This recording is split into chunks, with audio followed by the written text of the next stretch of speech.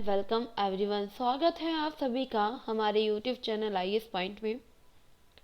Guys, आप सभी लोग काफ़ी अच्छे होंगे और आप सभी की स्टडी भी काफ़ी अच्छे से चल रही होगी। तो जैसे कि आप सभी लोग जानते हैं, हमने कल जाना था तिलचिट्टा के बारे में। ठीक है, तिलचिट्टा के बारे में हमने जाना था, घोंघा क्या होता है इसके बारे में हमने पढ़ा था, और केंचुआ में भी ये सारे टॉपिक आपके अच्छे से क्लियर हो चुके हैं।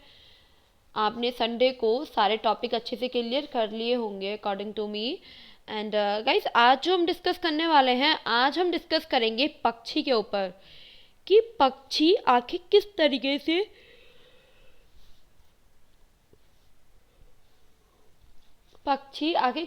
से उड़ते हैं।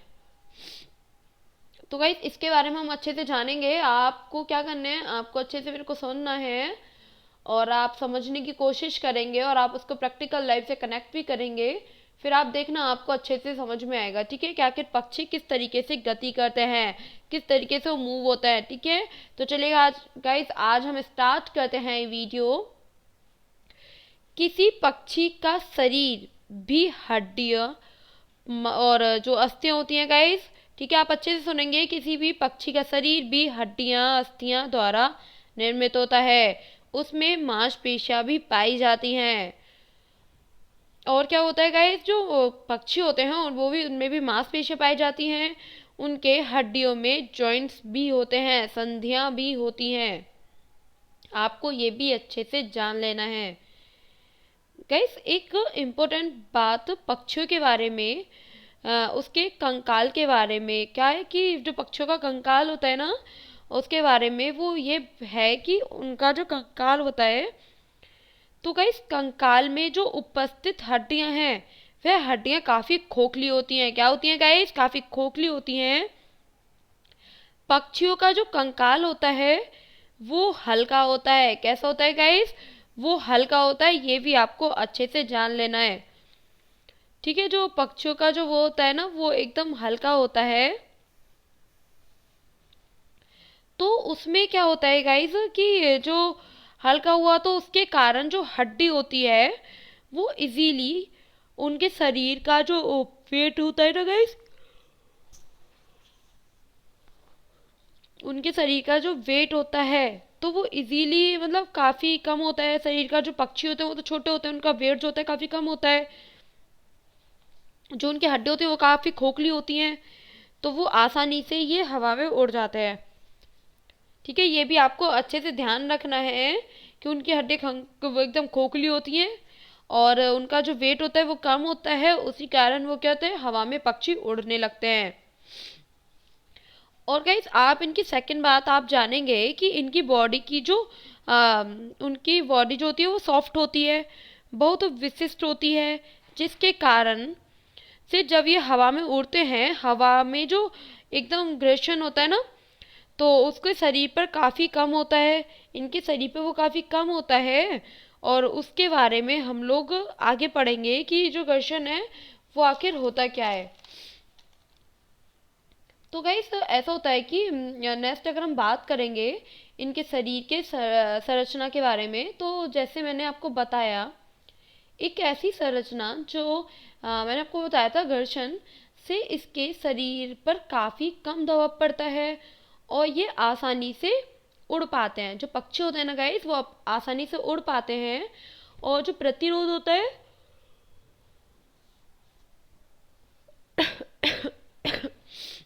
सॉरी गाइस, तो गाइस क्या होता है, जो प्रतिरोध होता है ना, वो कम पड़ता है इनके शरीर पर। किसी भी वस्तु में जब प्रतिरोध कम पड़ता है, तब वह क्या होता है गाइस, कम ऊर्जा में, कम बल में अधिक से अधिक दूरी पार कर सकते हैं। तो गाइस, आपको में भी अच्छे से समझ आ गया होगा, जो घर्षण है उसकी वजह से इनके शरीर पर काफ़ी कम दबाव पड़ता है, प्रतिरोध कम पड़ता है और इसकी वजह से ये लोग अच्छे से उड़ पाते हैं। गाइस, ये जो आपको अच्छे से समझ आ गया होगा, ये जो आपका टॉपिक है, ठीक है, आप देख रहे होंगे कि पक्षी का कंकाल, ठीक है, 8.20। आप ये डायग्राम यहाँ पे देखें कि आप देख रहे हैं ये पक्षी के अंदर का कंकाल हो गया और साइड में जो परछाई टाइप से जो उसकी शेप बन रही है ना, वो पूरी तरीके से पक्षी हो गया। ठीक है, आप इसको अच्छे से देखेंगे और आप इसे समझने की कोशिश करेंगे। अगर आपको इससे रिलेटेड गाइस कुछ भी समझ नहीं आता है, कोई पॉइंट हो जो आपके समझ में नहीं आ रहा है, आप उसको कमेंट बॉक्स में कमेंट करेंगे, मैं आपको उसे समझाऊंगी, ठीक है। तो चलिए गाइस, अब हम जानेंगे मछली के बारे में, ठीक है, कि मछली आखिर किस प्रकार से गति करती है, किस प्रकार से वो पानी में तैरती है।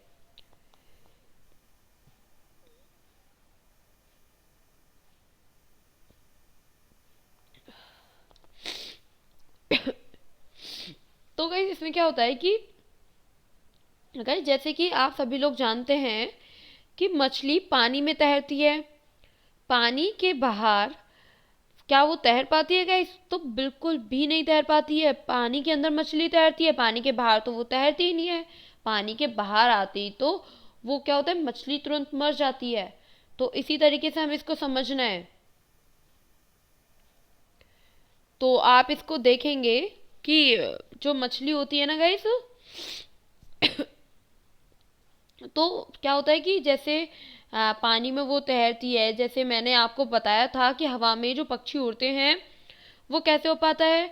जब वो हवा में उड़ते हैं तो वे पक्षी उनके उनकी बॉडी में जो विभिन्न प्रकार की संरचना होती है, ठीक है, तो गाइस क्या होता है कि उनके शरीर में जो विभिन्न प्रकार की संरचना होती है उसमें प्रतिरोध कम होता है, जिस प्रकार से वो जल में क्या होते हैं, जल में तैरते हैं।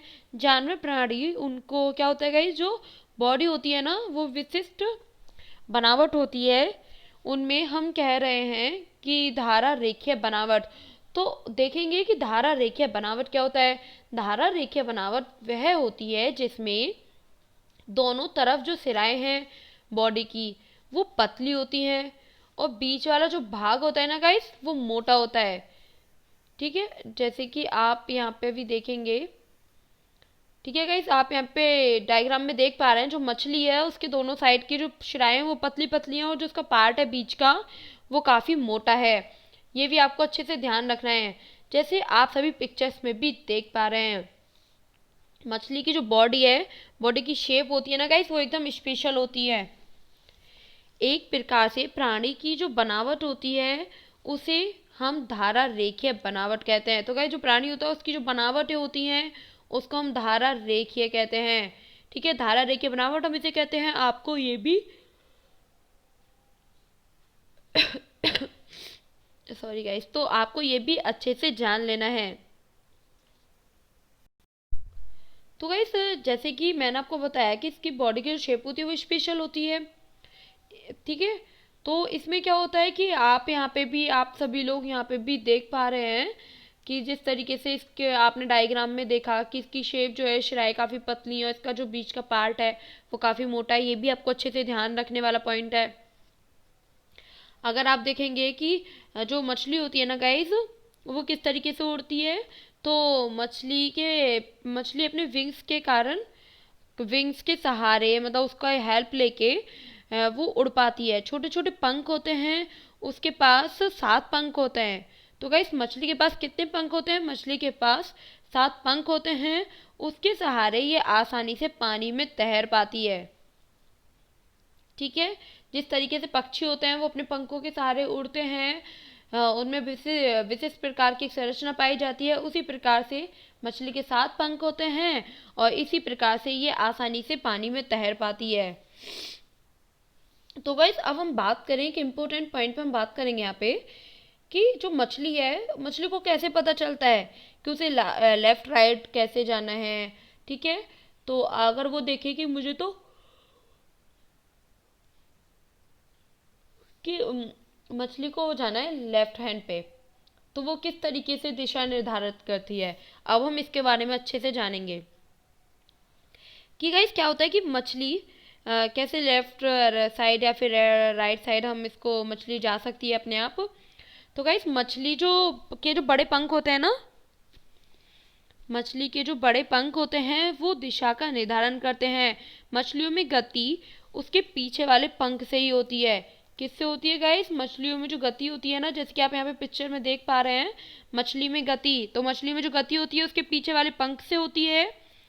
इनमें इनके बॉडी में कंकाल होता है, मांसपेशियां और हड्डियां भी होती हैं, और इनके शरीर में विशिष्ट प्रकार की हवा भेजने वाली एक विशिष्ट थैली होती है, और हवा की थैली में ही वो हवा भर के वो काफ़ी समय तक क्या होता है गाइस, काफ़ी समय तक मछली जल के नीचे तैरती रहती है। ये भी आपको अच्छे से समझ लेना है गाइस। आई होप आपको मछली के बारे में अच्छे से समझ आ गया है कि मछली किस प्रकार से गति करती है। अब हम देखेंगे कि सर्प कैसे चलते हैं। अब हम स्नेक के बारे में थोड़ा सा जान लेते हैं। सांप भी रैंक कर चलते हैं। कैसे चलते हैं गाइस? जो सर्प होते हैं वो रैंक के चलते हैं, और सांप कभी सीधे नहीं चल सकते। सांप में भी मांसपेशियां और मेरुदंड होते हैं, तो इनकी क्या होता है गाइस, तो इनकी पेशियां बहुत ही पतली होती हैं। क्या होती हैं? सांप की जो पेशियां होती है ना गाइस, वो काफ़ी पतली होती हैं। पर गाइस आपको ये बात बहुत अच्छे से याद रखनी है कि सांप कभी भी सीधे नहीं चल सकते हैं। इसे चलने के लिए वलय क्या होता है, वलय होना पड़ता है, और वलय के सहारे ही आगे बढ़ती रहती हैं ये।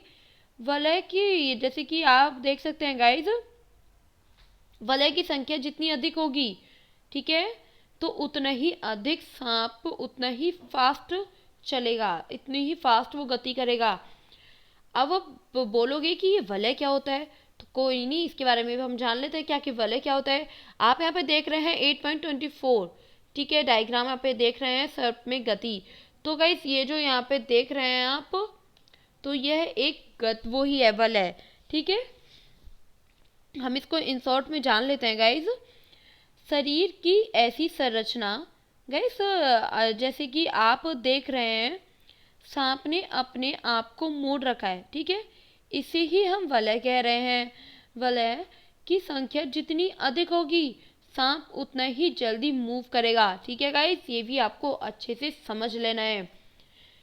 गाइस आज के टॉपिक अगर आपको लगता है कि पहले आप इस वीडियो को एक बार देखेंगे, एक बार नहीं आप इसको 2 टाइम्स देखें, 3 टाइम्स देखें। और गाइस अगर आपको एक भी पॉइंट नहीं समझ आता है, जो आपके मन में कोई भी डाउट है, आप उसको क्लियर कर सकते हैं। आप उसको कमेंट बॉक्स में कमेंट करें एंड अपने डाउट को ज़रूर क्लियर करें। मैं आपको हर बार डेली मैं आपसे यही बोलती हूँ कि आप मन में कोई भी डाउट ना रखें, अपने मन के सारे डाउट आपको क्लियर करने हैं, और आप कोई भी टॉपिक पढ़ते हैं उसको प्रैक्टिकल लाइफ से कनेक्ट करें और आपके अच्छे से समझ आएगा। क्योंकि गाइस समझ के हम हर चीज़ कर सकते हैं, और तब हम उसे रेक्टिफिकेशन करके करेंगे तो मे बी ये पॉसिबल नहीं है। हम उसको भूल जाते हैं, बहुत जल्दी भूल जाते हैं रेक्टिफिकेशन करके। लेकिन अगर हम बात को समझ के करें, अगर हम समझ के किसी टॉपिक को पढ़ते हैं और हम उसे प्रैक्टिकल लाइफ से कनेक्ट करते हैं, तो काफ़ी अच्छे से हम स्टडी कर पाते हैं, ठीक है, और काफ़ी अच्छे से हम उस टॉपिक के बारे में एक्सप्लेन भी कर पाते हैं। तो गाइस में भी आपको अच्छे से समझ के पढ़ना है, जो भी कुछ आपको पढ़ना है आप अच्छे से समझ के पढ़ें। एंड बेस्ट ऑफ लक, आप अच्छे से स्टडी करें सभी लोग। गाइस आज की वीडियो वहीं फिनिश होती है। अगर आपको मेरी वीडियो पसंद आती है तो आप इसमें लाइक कीजिए, सब्सक्राइब की तो गाइस अगर आपको मेरी वीडियो पसंद आती है तो आप इसे लाइक कीजिए, सब्सक्राइब कीजिए एंड कमेंट कीजिए। Thank you so much guys, bye bye.